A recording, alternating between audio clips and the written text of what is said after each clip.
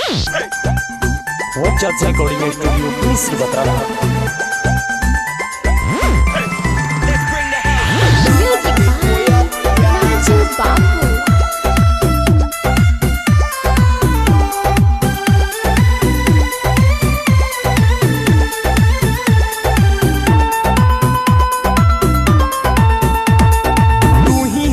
रानी कुशीनगर के कोयलिया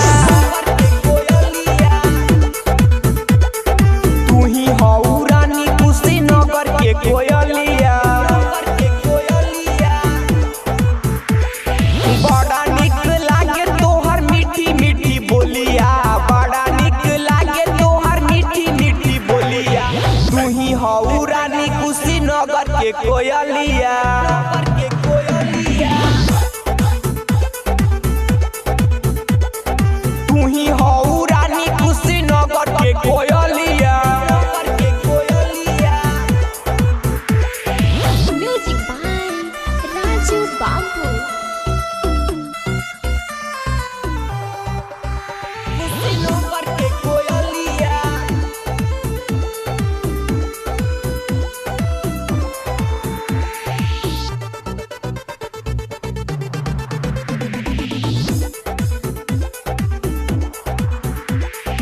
बसया के गोरी काजल पहले बमनमा पागल बिंदिया लगवलू देवरिया के कदिहलू हमके खायल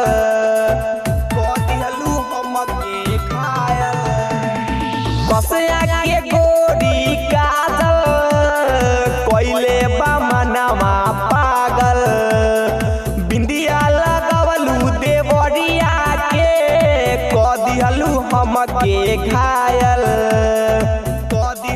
हमके घायल पडरावना के गोरी लगवलू उठल लिया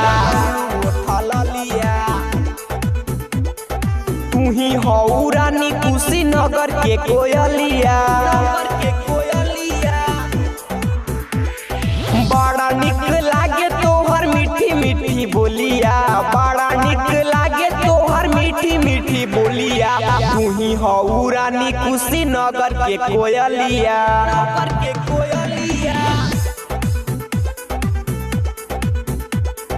तू ही हऊ रानी कुशीनगर के कोयलिया।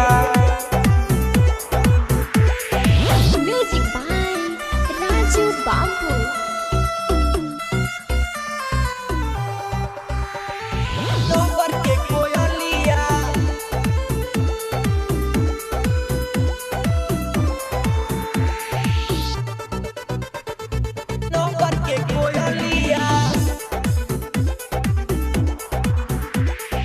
गोपालगंज के मुसकी गोरखपुर के गोराई दिलीप दीवाना कहे कुशीनगर में डोली आई गोपालगंज के मुसकी गोरखपुर के गोराई दिलीप दीवाना कहे कुशीनगर में डोली आई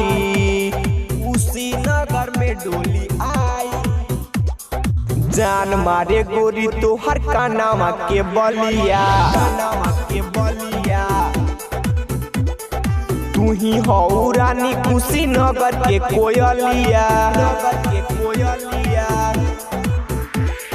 बड़ा निक लागे तोहर मीठी मीठी बोलिया बड़ा निक लागे तोहर मीठी मीठी बोलिया तू ही हऊ रानी कुशीनगर के कोयलिया।